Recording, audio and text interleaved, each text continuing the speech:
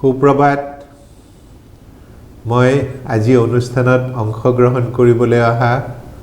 সকলো স্বাস্থ্য মিত্ৰ এডি আৰু বিডি লগতে জোনেল মেনেজাৰ সকলক আন্তৰিক স্বাগতম জনালোঁ। মই আপোনালোকক আৰম্ভণিতে কৈছোঁ আৰু মাজে মাজে সোঁৱৰাই দি আহিছোঁ যে স্বাস্থ্য মিত্ৰৰ কাম কৰিবৰ কাৰণে সেৱাৰ মনোভাৱৰ দৰকাৰ। সেৱাৰ মনোভাৱ মানে মানুহক সেৱা কৰি মানুহৰ উপকাৰ কৰি আনন্দ উপলব্ধি কৰিব পাৰিব লাগিব। তেতিয়াহে তেওঁলোকে কামটো কৰি ভাল পাব আৰু এই কামটো কৰিবলৈ আগবাঢ়ি আহিব। লগতে কৈছোঁ যে তেওঁলোক পৰিশ্ৰমীও হ'ব লাগিব, এলেহুৱা হ'লে নহ'ব। মই এতিয়া যি দেখিছোঁ আপোনালোকৰ সকলোৱে পৰিশ্ৰম কৰিব পৰা মানুহ, গতিকে স্বাস্থ্য মিত্ৰৰ পৰিশ্ৰম কৰিব পৰা গুণটো লাগিব। এই পৰিশ্ৰমটো কাৰ্যক্ষেত্ৰত প্ৰস্ফুটিত হ'ব লাগিব। কেনেকৈ তেওঁলোকে মানুহৰ ঘৰে ঘৰে যাবলৈ এলাহ কৰিব নালাগিব। স্বাভাৱিক অৱস্থাত আমি সীমা বান্ধি দিয়া আছে যে আপোনালোকে অন্ততঃ প্ৰতি সপ্তাহত 50 ঘৰ মানুহত ভিজিট কৰিব। তৃতীয়তে এটা কথা কোৱা হৈছে যে এই কামটো কৰিবৰ কাৰণে আপোনালোকক কিছু পৰিমাণে জ্ঞান আৰু অনুশীলনৰো প্ৰয়োজন হ'ব। জ্ঞানৰ প্ৰয়োজন হ'ব এই কাৰণেই যে আমি কৈছোঁ যে বৰ্তমান পৰিপ্ৰেক্ষিতত বা এনেও আমি ৰাইজক নিৰোগী আৰু স্বাস্থ্যৱান হৈ ৰখাৰ ওপৰত গুৰুত্ব দিছোঁ। প্ৰথমে আমাৰ স্বাস্থ্য মিত্ৰসকল নিৰোগী আৰু স্বাস্থ্যৱান হৈ থাকিব লাগিব। তেতিয়াহে তেওঁলোকে আনক সহায় কৰিব পাৰিব। নিজৰ স্বাস্থ্যটো যদি ভাল নাথাকে তেওঁলোকে আনক সহায় কৰিব নোৱাৰিব। সেইকাৰণে মই যিবিলাক কথা কৈছোঁ প্ৰথমতে এই কথাখিনি নিজৰ আৰু পৰিয়ালৰ উপকাৰৰ কাৰণে আমাৰ স্বাস্থ্য মিত্ৰই শিকিব লাগিব আৰু লগতে এইখিনি তেওঁলোকৰ দৈনন্দিন কামত প্ৰয়োগ কৰিব লাগিব। তেওঁলোকৰ ব্যক্তিগত জীৱনত, তেওঁলোকৰ পাৰিবাৰিক জীৱনত এইবিলাক প্ৰয়োগ কৰিলেহে ইয়াৰ ফলাফলখিনি পাব। ঠিক তেনেকৈ এই কথাখিনি আকৌ ৰাইজৰ মাজলৈ লৈ যাব লাগিব। মই কৈছোঁ যে ৰাইজৰ মাজত কথাখিনি বিলাই দিবৰ কাৰণে, তেওঁলোকক কথাখিনি ক'বৰ কাৰণে আপোনালোকে কথাখিনি কোনো খুঁত নথকাকৈ ক'ব পাৰিব লাগিব। সেই কথাখিনি ক'ব পৰা হোৱাৰ কাৰণে আপোনালোকৰ জ্ঞানৰ লগতে অনুশীলনৰ দৰকাৰ হ'ব। মই আপোনালোকক বাৰে বাৰে কৈ আছোঁ যে আপোনালোকে ঘৰে ঘৰে গ'লে ৰাইজক নিৰোগী আৰু স্বাস্থ্যৱান হৈ থকাৰ কথা ক'ব লাগিব। আৰু নিৰোগী আৰু স্বাস্থ্যৱান হৈ থাকিবৰ কাৰণে মই কেইটামান পইণ্টছ দিছিলোঁ। সেই পইণ্টছকেইটা হ'ল, প্ৰথমতে কৈছিলোঁ যে ঘৰখন, বাৰীখন, চাৰিওফালৰ নলা নৰ্দমাবিলাক পৰিষ্কাৰকৈ ৰাখিব। তেতিয়া মহ আৰু মাখি কমকৈ হ'ব। তেতিয়া এইবিলাকৰ পৰা হ'ব পৰা বেমাৰবিলাক বহু পৰিমাণে নিজে নিজে কমি যাব। কোনবিলাক বেমাৰনো মহৰ কাৰণে হয়? আপোনালোকে জানে মহৰ কাৰণে মেলেৰিয়া হয়, মহৰ কাৰণে বছৰি হৈ থকা এনকেফেলাইটিছ বেমাৰটো হয়, মহৰ কাৰণে ডেংগু ফিভাৰ হয়। গতিকে এই বেমাৰবিলাক, মাখিৰ কাৰণে টাইফইড হয়, মাখিৰ কাৰণে জণ্ডিছ হয়। গতিকে মহ আৰু মাখিৰ উপদ্ৰৱ কমি গ'লে এই বেমাৰবিলাকো ৰাইজৰ মাজত নিজে নিজেই কমি যাব। আপোনালোকৰ নিজৰ ঘৰবিলাকতো এইবিলাক বেমাৰ নোহোৱা হ'ব। সেইকাৰণেই পৰিষ্কাৰ পৰিচ্ছন্নতাৰ ওপৰত গুৰুত্ব আৰোপ কৰিছোঁ। দ্বিতীয় কথা কৈছোঁ যে আমাৰ হাতখন দেখাত পৰিষ্কাৰ যেন লাগিলেও ইয়াত বিভিন্ন ধৰণৰ ৰোগৰ বীজাণু লাগি থাকে। এই ৰোগৰ বীজাণুবিলাক খালী চকুৰে দেখাটো সম্ভৱ নহয়। কিন্তু হাতখন ভালকৈ নোধোৱাকৈ, চাবোন পানীৰে পৰিষ্কাৰ নকৰাকৈ আমি যদি খোৱা বস্তু খাওঁ তেতিয়াহ'লে হাতত থকা ৰোগৰ বীজাণুবিলাক খোৱা বস্তুৰ লগত লগ লাগি আমাৰ শৰীৰত প্ৰৱেশ কৰে আৰু ই বিভিন্ন ধৰণৰ ৰোগ যেনে ডায়েৰিয়া, ডিচেণ্ট্ৰি, পেটৰ বিষ, বমি, জণ্ডিছ, টাইফইড এনেধৰণৰ বেমাৰবিলাক হোৱাত সহায় কৰে। সেইকাৰণে ৰাইজক মনত পেলাই দিব লাগিব হাতখননো কিয় চাবোন পানীৰে ভালকৈ ধুব লাগে ভালকৈ ধোৱা মানে মই 6টা ষ্টেপ দেখুৱাই দিছিলোঁ ইউটিউবত মই 6টা ষ্টেপ দেখুৱাই দিয়া আছে আপোনালোকে চাই ল'ব এইখিনি কথাই ৰাইজক ক'বলৈও কৈছোঁ আপোনালোকে নিজেও শিকি ল'ব আৰু অভ্যাস কৰিব সদায় যেতে হাতখন এনে ধৰণে ধুৱে নহয় মই হাত ধোৱাৰ কথা ক'লো 3 নম্বৰতে মই খোৱা খাদ্যৰ কথা কৈছিলোঁ খোৱা খাদ্য পৰিষ্কাৰ পৰিচ্ছন্ন হ'ব লাগে মাখি পৰা খাদ্য খাব নালাগে খোৱা বস্তু সদায় ঢাকি থব লাগে যাতে মাখি নপৰে আৰু বজাৰৰ পৰা মাখি পৰা খাদ্য কেতিয়াও কিনি আনিব নালাগে যিবিলাক খাদ্য গৰম কৰি বা সাফা কৰি খোৱাৰ কোনো সুবিধা নাই যেনে মিঠাই বজাৰৰ পৰা কিনি অনা মিঠাই গুড় চেনি এইবিলাক বস্তুত মাখি পৰি থাকিলে এইবিলাক আৰু সাফা কৰাৰ কোনো স্থল নাথাকে গতিকে মাখি পৰা তেনে ধৰণৰ খাদ্য কেতিয়াও আনিব নালাগে কিয়নো আপোনালোকে জানে যে মাখিয়ে বিভিন্ন লেতেৰা বস্তুৰ ওপৰত পৰি থাকে ই শৌচ পেচাবত পৰে থুখেকাৰত পৰে ই গেলা পচা বস্তুত পৰে সেইবিলাকত পৰা মাখিয়ে যেতিয়া হি আকৌ আমাৰ খোৱা বস্তুত পৰে ই বিভিন্ন ধৰণৰ ৰোগৰ বীজাণু লৈ আনি খোৱা বস্তুবিলাক ই বীজাণুযুক্ত কৰি পেলাই ইয়াৰ ফলত মানুহৰ তেনে ধৰণৰ খাদ্য ভক্ষণ কৰিলে বিভিন্ন ধৰণৰ ৰোগৰ সৃষ্টি হয় সেয়ে মই সকলোকে কৈছোঁ খোৱা বস্তুৰ ক্ষেত্ৰত বিশেষকৈ সাৱধান হ'বলৈ লগতে এই কথাটো জনা উচিত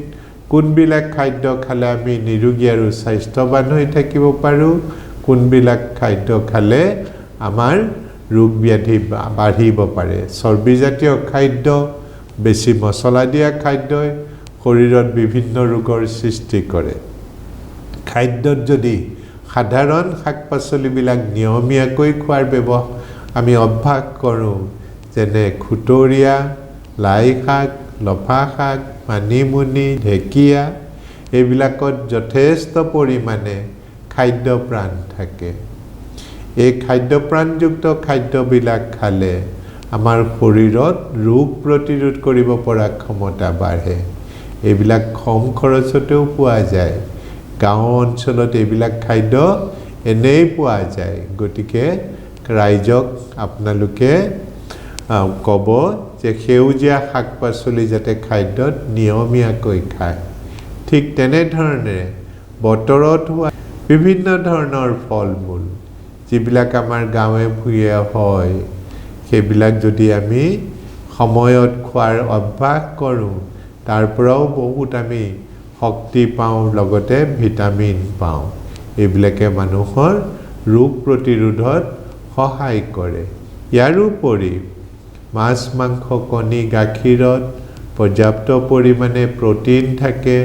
লগতে ভিটামিনছ আৰু মিনাৰেলছ থাকে কিন্তু মাছ মাংস কণী গাখীৰ পাবৰ কাৰণে আমি গাঁৱতে কিছুমান কমকৈ হলেও সুবিধা কৰি ল'ব পাৰোঁ গাঁৱত যদি সৰু পুখুৰী এটা থাকে তাতে মাছ পুহিবলৈ আমি শিকি ল'ব পাৰোঁ তেনেকৈ দুটা কুকুৰা চৰাই বা হাঁহ পুহিলে তাৰ পৰা কণী পাব পাৰি মাংসও পাব পাৰি ঠিক তেনেকৈ মাছ মাংস গৰু পুহিলে আমি গৰুৰ গাখীৰখিনি ঘৰতে খাব পাৰোঁ মাজে মাজে বিক্ৰীও কৰিব পাৰোঁ এনে ধৰণৰ উপদেশবিলাক গাঁৱৰ মানুহক দিলে তেওঁলোকে স্বাৱলম্বী হোৱাত আৰু পুষ্টিকৰ খাদ্যখিনি পোৱাত সহায় হ'ব ইয়াৰ উপৰি খোৱা পানীখিনি কেনেকৈ খাব লাগে সেই কথাটো নিতান্তই জনাটো প্ৰয়োজন খোৱা পানী দমকলৰ হ'ব পাৰে কুঁৱাৰ হ'ব পাৰে পুখুৰীৰ হ'ব পাৰে জানজুৰিৰ হ'ব পাৰে এই পানীবিলাক বিভিন্ন উৎসৰ পৰা যেতিয়া আমি গ্ৰহণ কৰোঁ ইয়াত বিভিন্ন প্ৰকাৰৰ ৰোগৰ বীজাণু মিহলি হৈ থাকে খালি চকুৰে যদিও এই ৰোগৰ বীজাণুবিলাক আমি দেখা নাপাওঁ আমি মাইক্ৰস্কোপৰ তলত এইবিলাক পৰীক্ষা কৰি চালে এই ৰোগৰ বীজাণুবিলাক দেখা পাওঁ এই ৰোগৰ বীজাণু মিহলি হৈ থকা পানী আমি ভক্ষণ কৰিলে ইয়াত ৰোগৰ বীজাণুবিলাক আমাৰ শৰীৰত প্ৰৱেশ কৰে বিভিন্ন ধৰণৰ ৰোগৰ সৃষ্টি কৰে সেয়ে খোৱা পানীখিনি সদায় 5 মিনিটৰ কাৰণে উতলাই ঠাণ্ডা কৰি খাব লাগে পানীখিনি গৰম কৰি উতল অহালে বাট চাব লাগে আৰু 5 মিনিট সময় যেতিয়া পানীখিনি উতল আহে তাৰ পিছতহে নমাই থব লাগে আৰু এনে ধৰণৰ পানী ব্যৱহাৰ কৰিলে ৰোগৰ বীজাণুবিলাক নাথাকে ইয়াৰ পৰা বেমাৰ আজাৰ নহয় ঠিক তেনেকৈ খাদ্যৰ যেনেকৈ প্ৰয়োজন জীয়াই থাকিবৰ কাৰণে পানীৰ যেনেকৈ প্ৰয়োজন আমাক জীয়াই থাকিবৰ কাৰণে দৰকাৰ অক্সিজেন বা অম্লজানৰ অক্সিজেন নহলে উশাহ নিশাহ নললে আমি 5 মিনিট সময়ও বাছি থাকিব নোৱাৰো নোখোৱাকৈ আমি হয়তো 7 দিন থাকি যাব পাৰিম কিন্তু অক্সিজেন নোহোৱাকৈ আমি 5 মিনিটতকৈ বেছি সময় বাছি থকাটো অসম্ভৱ এই অক্সিজেনখিনি বা অম্লজানখিনি আমি গ্ৰহণ কৰো বায়ুমণ্ডলৰ পৰা আমি উশাহত অক্সিজেন লৈ লওঁ আৰু নিশাহত আমাৰ শৰীৰত উৎপন্ন হোৱা কাৰ্বন ডাই অক্সাইডখিনি বাহিৰ কৰি দিওঁ কিন্তু গছ-গছনিয়ে সিহঁতে জীয়াই থাকিবৰ কাৰণে তেওঁলোক তাক কাৰ্বন ডাই অক্সাইডৰ প্ৰয়োজন হয় গছ-গছনিবিলাকে অক্সিজেন ৰিলিজ কৰে নিঃসৰিত কৰে গতিকে এই প্ৰাণী জগত আৰু জীৱ জগতৰ উদ্ভিদ জগত আৰু জীৱ জগতৰ মাজত এটা ভাৰসাম্য আছে উদ্ভিদে অক্সিজেন এৰি দিয়ে কাৰ্বন ডাই অক্সাইড গ্ৰহণ কৰে প্ৰাণ জীৱ জগতে কাৰ্বন ডাই অক্সাইড এৰি দি অক্সিজেন গ্ৰহণ কৰে কিন্তু আজিৰ পৃথিৱীখনত কি হৈছে মানুহৰ সংখ্যা বাঢ়িছে জীৱ-জন্তুৰ সংখ্যা বাঢ়িছে কল কাৰখানা মটৰ গাড়ীৰ সংখ্যা বাঢ়িছে ইয়াৰ ফলত বায়ুমণ্ডলত কাৰ্বন ডাই অক্সাইডৰ পৰিমাণ বাঢ়ি গৈছে অক্সিজেনৰ পৰিমাণ কমি গৈছে এনে ধৰণৰ বায়ুমণ্ডলকে আমি প্ৰদূষিত বায়ুমণ্ডল বুলি কওঁ প্ৰদূষিত বায়ুমণ্ডলে বিভিন্ন ৰোগ ব্যাধিৰ কাৰণ হৈ পৰিছে সেই কাৰণে আমি সকলোৱে এই কথাবিলাক জানিব লাগে ৰাইজক ক'ব লাগে আৰু প্ৰত্যেকেই যাতে বায়ুমণ্ডল প্ৰদূষিত হ'ব পৰা একো কাম নকৰো তাৰ প্ৰতি সাৱধান হ'ব লাগে কেনেকৈ আমি পৰাপক্ষত গছ-গছনি কাটিব নালাগে আৰু কেতিয়াবা কাটিব লগা হলেও আমি সকলোৱে মনত ৰখা উচিত যে আমি এজোপা গছ কাটিলে তাৰ ঠাইত যাতে আৰু 10টা পুলি ৰুই থৈ যাওঁ ভৱিষ্যতৰ প্ৰজন্মৰ সুৰক্ষাৰ কাৰণে গতিকে এয়া মই বায়ুমণ্ডলৰ কথা ক'লো আৰু 3টা বস্তুৰ কথা কম যি 3টা বস্তুৱে আমাক বিশেষভাৱে অপকাৰ কৰে সেই 3টা বস্তু হ'ল এটা হ'ল ধপাত আৰু ধূমপান আনটো হ'ল মদ আৰু মদ্যপান আৰু তৃতীয়টো হ'ল ড্ৰাগছ বিভিন্ন প্ৰকাৰৰ দৰৱ এই ধপাত আৰু ধূমপানে শৰীৰত বিভিন্ন ধৰণৰ ৰোগৰ সৃষ্টি কৰে বিশেষকৈ কেন্সাৰ ৰোগৰ কাৰণ আৰু শ্বাস প্ৰশ্বাসৰ ৰোগৰ অন্যতম কাৰণ হ'ল ধপাত আৰু ধূমপান যিসকলে ধপাত আৰু ধূমপান ব্যৱহাৰ কৰে অকল যে তেওঁলোকৰে এই ৰোগবিলাক বেছিকৈ হয় তেনে নহয় তেওঁলোকৰ আশে-পাশে থকা পৰিয়াল বন্ধু-বান্ধৱ সহকৰ্মী তেওঁলোকৰো এই বেমাৰবিলাক হয় সেই কাৰণে আমি আমাৰ স্বাস্থ্য মিত্ৰসকলে এৰিয়া ডেভেলপমেন্ট এক্সিকিউটিভ সকলে আৰু বিডি সকলে সকলোৱে ৰাইজক মনত পেলাই দিয়া উচিত যে ধপাত আৰু ধূমপানৰ অপকাৰিতা কি আৰু ইয়াৰ পৰা আমি কিয় দূৰত থাকিব লাগে ঠিক তেনেকৈ আন এটা অপকাৰী বস্তু হ'ল মদ আৰু মদ্যপান মদ আৰু মদ্যপানে এটা পৰিয়ালক আৰ্থিকভাৱে ধ্বংসৰ মুখলৈ লৈ যায় অকল সিয়ে নহয় ই ঘৰুৱা অশান্তিৰ অন্যতম কাৰণ লগতে ল'ৰা-ছোৱালীৰ পঢ়া-শুনাৰ পৰিৱেশ হি বিনষ্ট কৰে সেই কাৰণে আৰু ইয়াৰ উপৰি যিজন মানুহে মদ আৰু মদ্যপান কৰে তেওঁ শৰীৰত বিভিন্ন ধৰণৰ ৰোগৰ সৃষ্টি হয় এইবিলাক হ'ল তেওঁ ষ্টমাক মানে পাকস্থলীটো নষ্ট হৈ যায় তেওঁৰ লিভাৰটো যকৃতটো ধ্বংস হৈ যায় যকৃতত চিৰোচিছ অফ লিভাৰ বুলি এটা বেমাৰ হয় এই বেমাৰটো হ'লে দৰবৰ কোনো চিকিৎসা নাথাকে লিভাৰটো খলাই পেলাব লাগে বৰ্তমান পৰিস্থিতিত এই অপাৰেশ্যনটো য'তে ত'তে কৰিব নোৱাৰি কৰিলেও এই অপাৰেশ্যনটোত প্ৰায় 30-35 লাখ টকা খৰচ হয় সাধাৰণ মানুহে ইমান পইচা খৰচ কৰি ৰোগৰ চিকিৎসাৰ কথা ভাবিব নোৱাৰে সেই কাৰণে মদ নেখাই এনে ধৰণৰ ৰোগৰ পৰা আমি দূৰত থকাই সকলোতকৈ শ্ৰেষ্ঠ কাম ঠিক তেনেকৈ মদৰ পৰা ব্ৰেইন আৰু নাৰ্ভৰ অপকাৰ হয় ব্ৰেইন আৰু নাৰ্ভবিলাক শুকাই যায় কথাবিলাক পাহৰি যায় নাৰ্ভবিলাক শুকাই যোৱাৰ কাৰণে হাত ভৰি জিনজিননি হয় হাত ভৰি জলকীয়াই পুৰা খানি দিলে যেনেকৈ পুৰে তেনেকৈ পুৰিবলৈ ধৰে গাৰ বেলেঞ্চটো নোহোৱা হৈ যায় থৰক বৰককৈ খোজ কাঢ়ে হাত ভৰি কঁপিবলৈ ধৰে মুঠতে আৰু মানুহজনে গোটেই সকলো কথা পাহৰি যায় মুঠতে মদ খোৱাৰ বাবে এজন মানুহৰ গোটেই জীৱনটো বিপদাপন্ন হৈ পৰে ঠিক তেনেকৈ মদৰ কাৰণে উচ্চ ৰক্তচাপ হয় মদৰ কাৰণে হাৰ্টটো দুৰ্বল হৈ যায় হাৰ্টত কাৰ্ডিঅ'মায়োপেথি বুলি এটা বেমাৰ হয় এই বেমাৰবিলাকৰ কোনো সুচিকিৎসা এতিয়ালৈকে ওলোৱা নাই গতিকে আমাৰ গাঁৱৰ সাধাৰণ মানুহে বহুতে মদ্যপান কৰে এই কথাবিলাক নজনাৰ কাৰণে আমাৰ স্বাস্থ্য মিত্ৰসকলে এই কথাবিলাক ৰাইজক কৈ যি মদ খাই তেওঁলোকক বুজাই মেলি এইবিলাকৰ পৰা যদি দূৰলৈ লৈ আনিব পাৰে তেতিয়াহ'লে ই এটা ডাঙৰ সেৱা হয় ঠিক তেনেকৈ আজিৰ দিনত বহুত দৰৱ ওলাইছে এইবিলাকক ইংৰাজীতে আমি ড্ৰাগছ বুলি কওঁ এই দৰৱবিলাকে বিভিন্ন সময়ত সাময়িকভাৱে মুডটো মানে মানুহৰ মনলৈ আনন্দ ফূৰ্তি আনি দিয়ে কিন্তু এইটো স্থায়ী নহয় যাক মাত্ৰ ক্ষণিকৰ কাৰণে এইটো হয় কিন্তু এইবিলাক এবাৰ সেৱন কৰা আৰম্ভ কৰিলে এইবিলাক অভ্যাসত পৰিণত হয় আৰু পিছত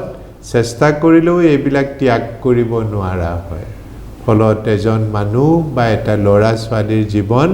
ধ্বংসৰ মুখলৈ গুচি যায় গতিকে এনে ধৰণৰ পৰিণতিৰ কথা বহুতে নাজানি দৰৱ খোৱা আৰম্ভ কৰে আমাৰ স্বাস্থ্য মিত্ৰসকলে যদি এই কথাবিলাক তেওঁলোকক সোঁৱৰাই দিয়ে আৰু এনে ধৰণৰ অভ্যাসৰ পৰা যদি তেওঁলোকক দূৰত ৰাখিব পাৰে ই এটা ডাঙৰ সেৱা হয় গতিকে আমাৰ স্বাস্থ্য মিত্ৰই আমাৰ সমাজখন নিৰোগী আৰু স্বাস্থ্যৱান হৈ থাকিবৰ কাৰণে এই কথাখিনি ক'ব লাগে আৰু কি ক'ব লাগে দুটা বেমাৰৰ কথা ক'ব লাগে কিয়নো সেই দুটা বিশেষ বেমাৰৰ কথা ক'ব লাগে এই বেমাৰ দুটা ইমান সঘনাই হয় যে মই ক'লে আপোনালোকে বিচুতি হৈ যাব প্ৰতি 5 জন মানুহৰ যদি ৰক্তচাপ আমি জুখি চাওঁ তেতিয়াহ'লে 5 জনৰ ভিতৰত এজনৰ উচ্চ ৰক্তচাপ থাকে এই উচ্চ ৰক্তচাপৰ বহুত সময়ত কোনো লক্ষণে দেখা নিদিয়ে মূৰটো যদি বিষালেহেঁতেন কিবা এটা হৈছে বুলি অনুমান কৰিব পাৰি মূৰটো যদি ঘূৰালেহেঁতেন তেতিয়া আমি কিবা এটা হৈছে বুলি অনুমান কৰিব পাৰোঁ বমি হ'লে কিবা এটা হৈছে বুলি ডাক্তৰৰ ওচৰলৈ যাব পাৰোঁ পেটৰ বিষ হ'লে কিবা এটা হৈছে বুলি ডাক্তৰৰ ওচৰলৈ যাব পাৰোঁ অজ্ঞান হৈ পৰি গ'লে আমি কিবা এটা হৈছে বুলি ডাক্তৰৰ ওচৰ চাপিম কিন্তু উচ্চ ৰক্তচাপ এনেকুৱা এটা বেমাৰ প্ৰায় শতকৰা 90% ৰোগীতে এই কোনো লক্ষণৰ সৃষ্টি নকৰে ইয়াৰ ফলত বেমাৰটো লুকাই চুৰকে আমাৰ শৰীৰত সোমাই যায় আমি গমকে নাপাওঁ আৰু ইয়াৰ ফলত উচ্চ ৰক্তচাপৰ ফলত কি হয় কেইটামান ভয়ানক বেমাৰ হয় সেই ভয়ানক বেমাৰকেইটা হ'লেহে ডাক্তৰে ৰক্তচাপটো জুখিলে গম তেতিয়া তেখেতে পায় যে আমাৰ বহু দিনৰ পৰা ৰক্তচাপ আছিলে আৰু তাৰ কাৰণেই সেই ভয়ানক বেমাৰকেইটা হ'ল কিন্তু সেই ভয়ানক বেমাৰকেইটা 1 নম্বৰৰ ভয়ানক বেমাৰটো উচ্চ ৰক্তচাপৰ বাবে হোৱা বেমাৰটো হ'ল ব্ৰেইনৰ ষ্ট্ৰোক ঠিক তেনেকৈ আনটো ভয়ানক বেমাৰ হ'ল হাৰ্টৰ এটেক আৰু তৃতীয় ভয়ানক বেমাৰটো হ'ল কিডনি দুটা বিকল হৈ যায় আমি কিডনি ফেইল হোৱা বুলি কওঁ কিডনি ফেইলৰ বুলি কওঁ যকৃত দুটা বিকল হৈ যায় গতিকে যদি ষ্ট্ৰোক হয় 10 জন মানুহৰ ষ্ট্ৰোক হলে 8 জনে আৰোগ্য হৈ নুঠে জীৱনৰ কাৰণে পংগু হৈ যায় তাৰে ভিতৰত 2-3 জনৰ ষ্ট্ৰোক হোৱাৰ কেইদিনমানৰ পিছতে মৃত্যু হয় হাৰ্টৰ এটেক হলে 10 জন মানুহৰ হাৰ্ট এটেক হলে তাৰে 4 জন মানুহ চিকিৎসা আৰম্ভ কৰাৰ আগতে ঢুকাই থাকে ঠিক কিডনি দুটা যদি বেয়া হৈ যায় তাৰ বিশেষ দৰবৰ ইমান ব্যৱস্থা নাই ইয়াৰ চিকিৎসাৰ কাৰণে প্ৰতিদিনে ডায়ালাইসিছৰ প্ৰয়োজন হ'ব যেটো কৰাটো সম্ভৱ নহয় সাধাৰণ মানুহৰ কাৰণে গতিকে কিডনিটো খলাবলৈ হলে পোৱা নাযায় কোনেনো আমাক কিডনি এটা দিব আৰু এই অপাৰেচনটোৰ মূল্য বৰ্তমান দিনত প্ৰায় 15 লাখ টকা এনে ধৰণৰ মাৰাত্মক বেমাৰবিলাক কেৱল মাত্ৰ উচ্চ ৰক্তচাপৰ কাৰণে হ'ব পাৰে সেই কাৰণে আমি ৰাইজক ক'ব লাগে যে ব্লাড প্ৰেছাৰটো জুখি চাইছে নে নাই যদি নাই চোৱা জুখি চোৱাৰ ব্যৱস্থা কৰি দিব লাগে আৰু যদি ৰক্তচাপটো বেছি হৈ আছে তেতিয়াহলে জিএনআৰচিৰ চিকিৎসকৰ সহায়ত বিনামূলীয়া পৰামৰ্শ দি তেওঁলোকক ৰক্তচাপটো নিয়ন্ত্ৰণত অহাত সহায় কৰি দিব লাগে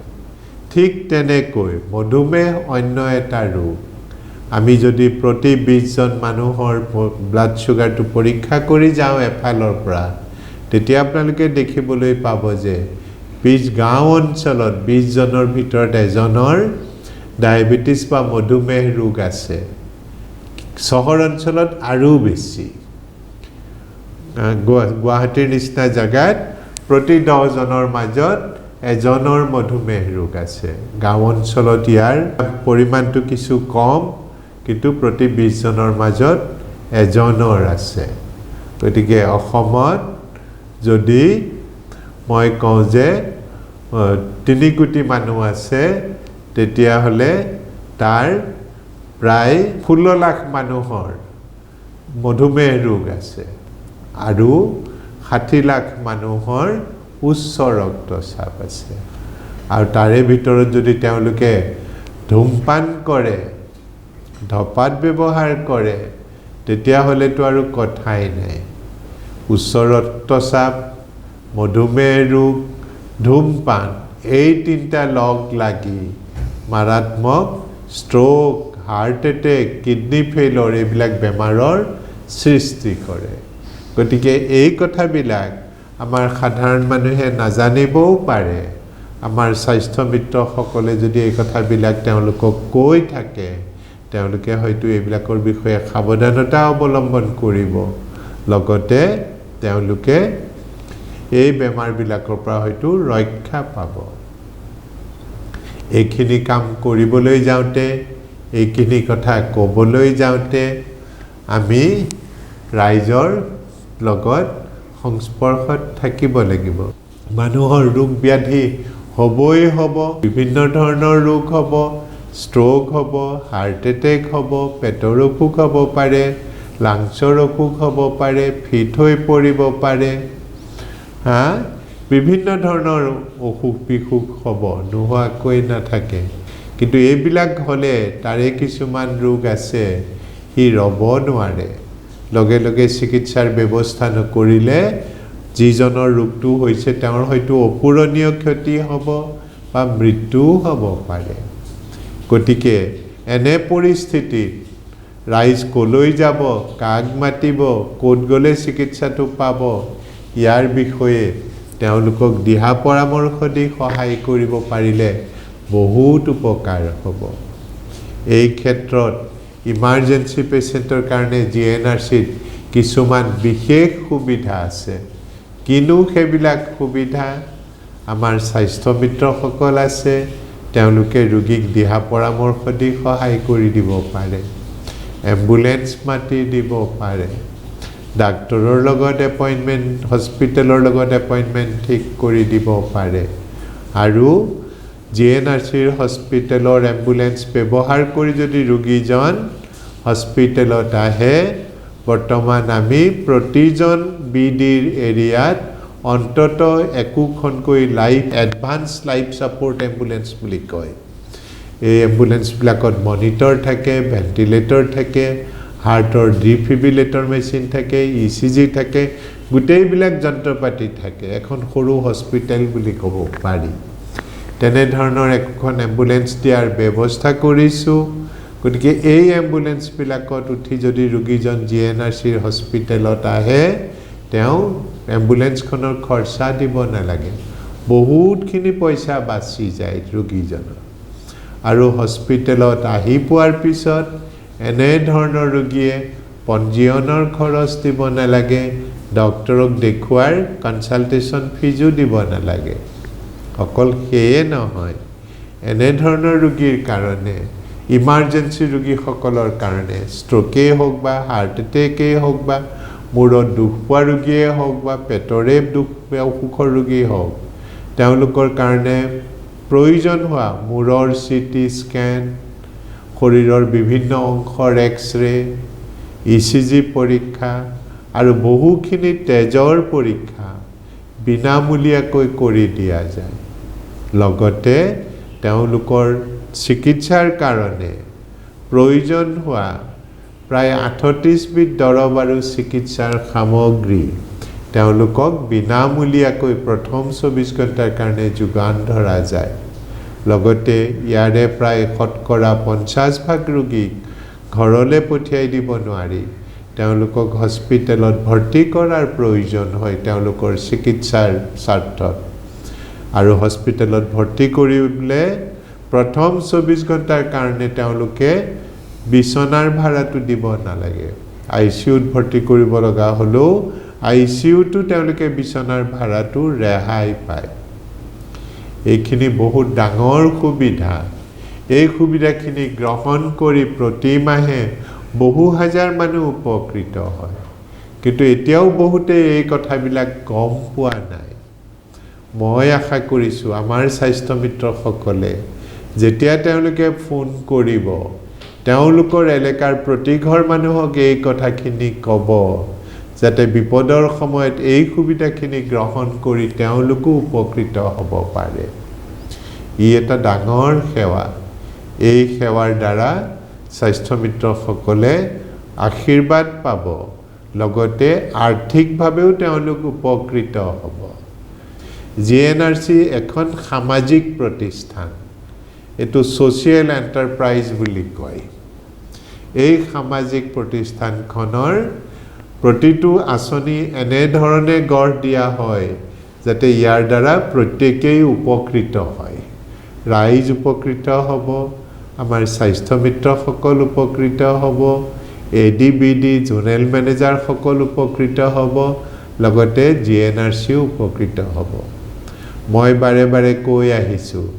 স্বাস্থ্য মিত্ৰসকলে যদি ভালকৈ কাম কৰে তেওঁলোকৰ নিজৰ নিজৰ অঞ্চলত যদি কাম কৰে আমাৰ একটা সুপৰিকল্পিত আঁচনি আছে যে অসমৰ প্ৰতিখন জিলাতে গুৱাহাটীত থকা জিএনআৰচিৰ নিচিনা একোখনকৈ হস্পিটেল কৰি দিয়া যাব 500খন বিছনাযুক্ত একোখন হস্পিটেল প্ৰতিখন জিলাতে কৰি দিম যদি আমাৰ স্বাস্থ্য মিত্ৰসকলে ভালকৈ কাম কৰিব পাৰে ভালকৈ মানে কি বুজাইছনো ভালকে মানে স্বাস্থ্য মিত্ৰসকলক যিখিনি এলেকা দিয়া হৈছে তেওঁলোকৰ নিজৰ এলেকাৰ প্ৰতি ঘৰ মানুহে জিএনআৰচিৰ এই খা সুবিধাবিলাকৰ কথা জানিব লাগিব স্বাস্থ্য মিত্ৰক চিনি পাব লাগিব স্বাস্থ্য মিত্ৰ এডি আৰু বিডিৰ নাম টেলিফোন নাম্বাৰ প্ৰতিটো পৰিয়ালেই জানিব লাগিব যদি জানে জিএনআৰচিত থকা বিশেষ সুবিধাবিলাকে সংযুক্ত এখন যদি হস্পিটেল তেওঁলোকৰ নিজৰ নিজৰ অঞ্চলত কৰি দিওঁ ৰাইজ সঁচাকৈয়ে উপকৃত হ'ব মই এই ইমাৰ্জেন্সিৰ কথা ক'লো ওপিডি দেখুৱাবৰ কাৰণে জিএনআৰচি হস্পিটেলবিলাকত ডাক্তৰৰ কনসালটেশ্যন ফিজ নাই সেইবিলাক কথা আমাৰ স্বাস্থ্য মিত্ৰই ৰাইজক ক'ব লাগিব ডাঙৰ ডাঙৰ দামী দামী পৰীক্ষাবিলাক বহুত কম খৰচত কৰি দিয়ে উদাহৰণস্বৰূপে একোখন চিটি স্কেন অন্য যিকোনো হস্পিটেলত কৰিলে নিম্ন বা কমকৈ হ'লেও ৩,০০০ৰ পৰা ৫,০০০ টকা পৰ্যন্ত খৰচ হয় GNRCত সেই চিটি স্কেনখন মূৰৰ ক্ষেত্ৰত কেৱল মাত্ৰ ৯০০ টকাতে কৰিব পাৰে ঠিক তেনেকৈ MRI পৰীক্ষা এটা কৰোঁতে বেলেগ হস্পিটেলত ৭,৫০০ টকাৰ পৰা ১৫,০০০ পৰ্যন্ত খৰচ হয় GNRCত সেই পৰীক্ষাটো মূৰৰ ক্ষেত্ৰত কেৱল মাত্ৰ ২,৫০০ টকাতেই কৰিব পাৰে এইবিলাক কম উপকাৰ নহয় ঠিক তেনেকৈ বুকৰ এনজিঅ'গ্ৰাফি বোলা পৰীক্ষাটো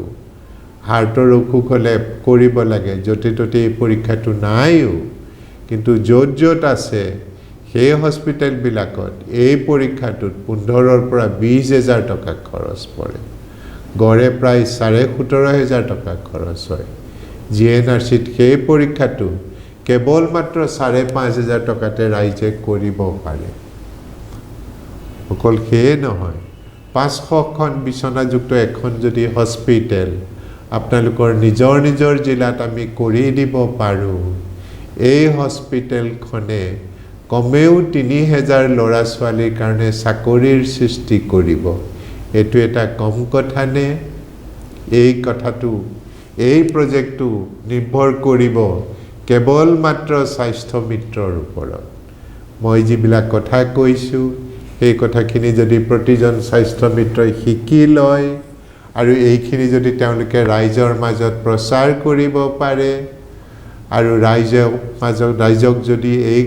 আঁচনিবিলাকৰ বিষয়ে অৱগত কৰিব পাৰে তেতিয়াহ'লে সেই জিলাবিলাকত আমি যাবলৈ সহজ হ'ব এইবিলাক সামাজিক প্ৰতিষ্ঠান সমাজৰ তাত অংশ নাথাকিলে সমাজে এই প্ৰতিষ্ঠানবিলাকত ভাগ নল'লে এনেধৰণৰ আঁচনিত লৈ আগবাঢ়িব নোৱাৰি গতিকে ইয়াৰ কাৰণে প্ৰথম অংশীদাৰ হ'ব লাগিব আমাৰ স্বাস্থ্য মিত্ৰসকল সেইকাৰণে ধুবুৰীৰ পৰা ধেমাজিলৈ তিনিচুকীয়াৰ পৰা কৰিমগঞ্জলৈ সকলোতে স্বাস্থ্য মিত্ৰ হ'ব কাৰণে সুবিধাখিনি কৰি দিয়া হৈছে গতিকে মই আশা কৰোঁ আপোনালোকৰ যোগেদি যি অঞ্চলত স্বাস্থ্য মিত্ৰ এতিয়াও হোৱা নাই সেই অঞ্চলবিলাকতো স্বাস্থ্য মিত্ৰ হোৱাত আপোনালোকে সহায় কৰক এইটো এটা সামাজিক আন্দোলনলৈ পৰিণত হওক আমাৰ দেশত যিমান ডাক্তৰ হ'ব লাগিছিলে সিমান ডাক্তৰ নাই যিমান হস্পিটেল হ'ব লাগিছিলে সিমান হস্পিটেল নাই কিন্তু এই ডাক্তৰখিনি যদি ইয়াৰে কিছুমান হস্পিটেলত যদি আমি ডাক্তৰো সৃষ্টি কৰিব পাৰোঁ নাৰ্ছৰ সৃষ্টি কৰিব পাৰোঁ টেকনিচিয়ানৰ সৃষ্টি কৰিব পাৰোঁ কিমান ল'ৰা ছোৱালীৰ কাৰণে কৰ্মসংস্থাপনৰ ব্যৱস্থা হ'ব আপোনালোকে ভাবি চাওকচোন নহয় কিন্তু এই গোটেইখিনি কৰাৰ গোটেই শক্তিখিনি অৰ্পণ কৰা হৈছে স্বাস্থ্য মিত্ৰ AD BD আৰু জোনেল মেনেজাৰখিনিৰ হাতত তেওঁলোকে যদি ভালকৈ কাম কৰে তেওঁলোকে যদি ওলাই আহে মই নিশ্চিত যে এই আঁচনিখন অহা ৫ বছৰৰ ভিতৰত আমি সম্পূৰ্ণ কৰিব পাৰিম তাৰ কাৰণে প্ৰথম কাম কি হ'ব আজি কৰিব লগা কাম হ'ল মই কোৱা কথাখিনি স্বাস্থ্য মিত্ৰসকলে আহৰণ কৰক তেওঁলোকে শিকি লওক তেওঁলোকে মোৰ এই অনুষ্ঠানটো ভাগ লৈ অনুশীলনটো কৰি থাকক আপোনালোকে ক'ব পৰা হৈ যাব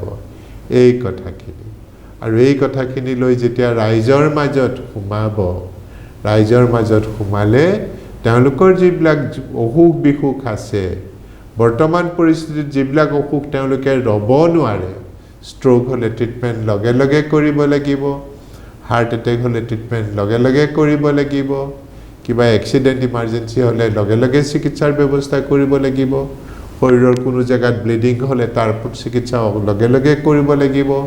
মানুহ এজন উশাহ ল'ব নোৱাৰা হ'লে তাৰ চিকিৎসা লগে লগে কৰিব লাগিব গতিকে বিভিন্ন ধৰণৰ বেমাৰ আছে, হাজাৰটা বেমাৰ আছে, যিবিলাক বেমাৰৰ চিকিৎসাই অপেক্ষা কৰিব নোৱাৰে। আৰু তেনেধৰণৰ চিকিৎসাৰ কাৰণে GNRCত থকা সুবিধাখিনিয়ে ৰাইজক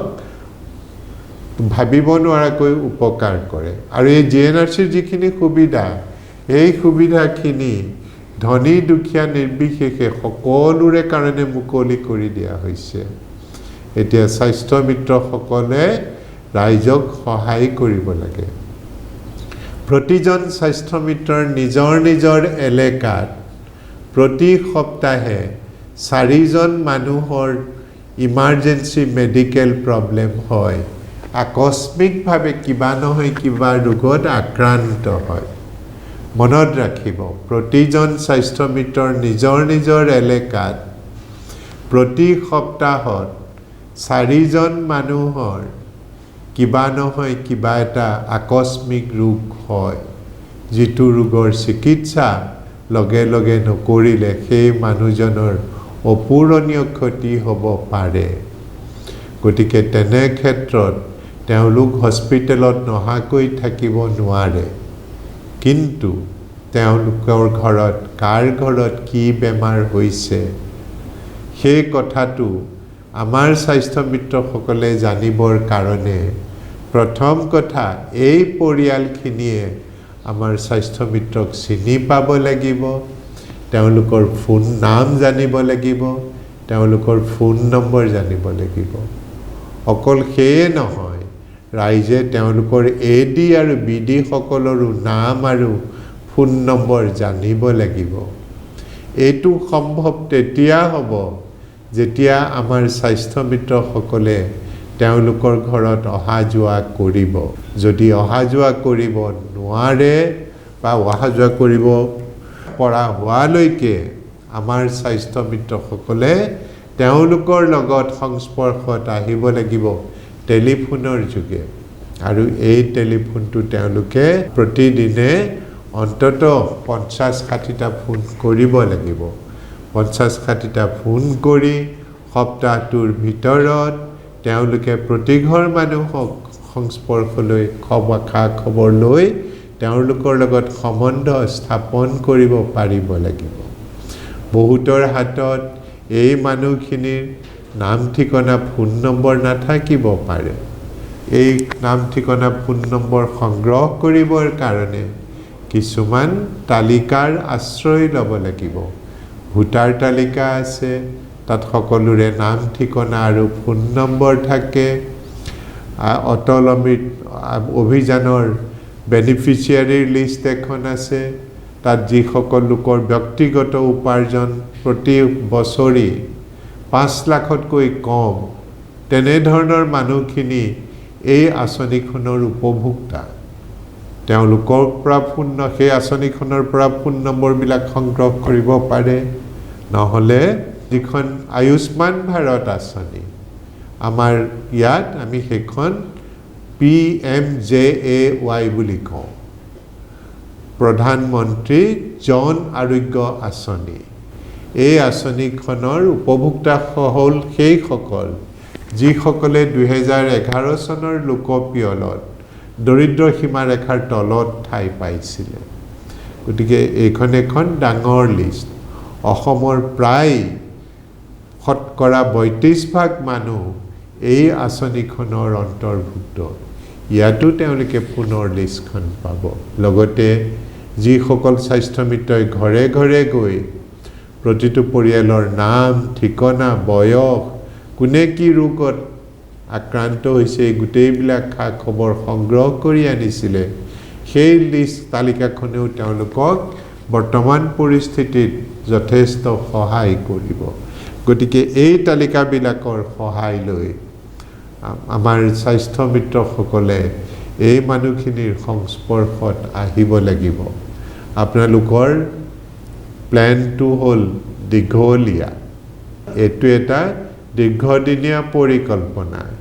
ইয়াৰ যোগেদি যেতিয়া ৰাইজৰ সংস্পৰ্শলৈ আহিব, ৰাইজৰ মাজলৈ আহিব, তেতিয়া তেওঁলোকৰ অসুখ বিসুখ হ'লে আপোনালোকৰে নামটো মনলৈ আহিব লাগিব আপোনালোককে ফোন কৰিব লাগিব আপোনালোকে ৰোগী বিচাৰি যাব নালাগে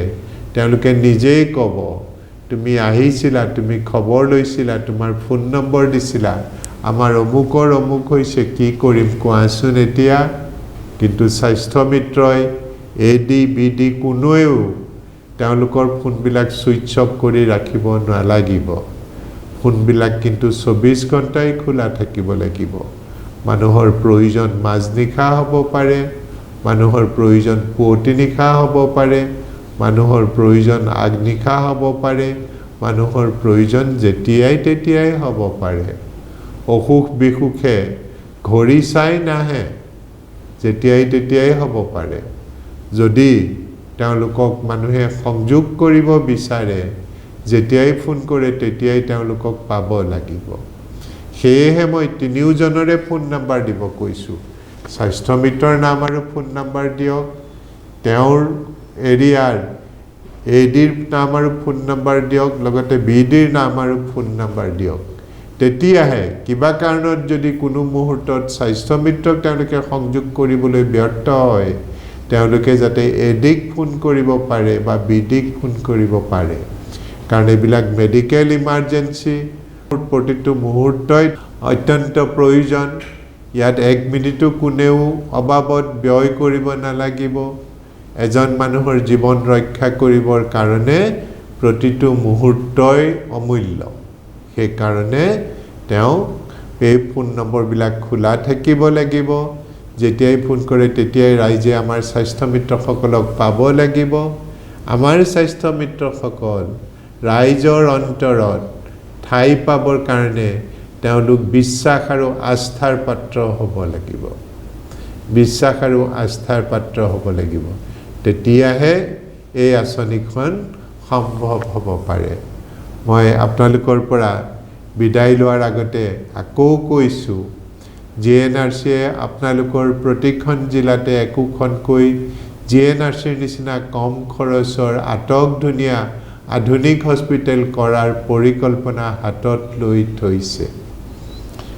এই পৰিকল্পনা ফলৱতী কৰাত আগভাগ ল'ব লাগিব স্বাস্থ্য মিত্ৰসকলে তেওঁলোকে টকা পইচা দি সহায় কৰিব নালাগে তেওঁলোকে ৰাইজৰ মাজত সোমাই ৰাইজক এই আঁচনিবিলাকৰ কথা ক'ব পাৰিব লাগিব ৰাইজৰ বিশ্বাস আৰু আস্থা ভাজন হ'ব পাৰিব লাগিব ৰাইজৰ তেতিয়া আমি সহাৰি পাম তেখেতসকলৰ অভূতপূৰ্ব সহাৰিয়ে আমাক সেই ডিস্ট্ৰিক্টবিলাকত সেই জিলাবিলাকত এই হস্পিটেলবিলাক কৰাত সহায় কৰিব মই আৰু বেছি কথা নকওঁ গতিকে স্বাস্থ্য মিত্ৰসকলক এডি আৰু বিডি সকলক লগতে জোনেল মেনেজাৰসকলক মোৰ কথাখিনি শুনাৰ কাৰণে মই সকলোকে মোৰ আন্তৰিক ধন্যবাদ জনাই মই আজি আপোনালোকৰ পৰা বিদায় মাগিলোঁ ধন্যবাদ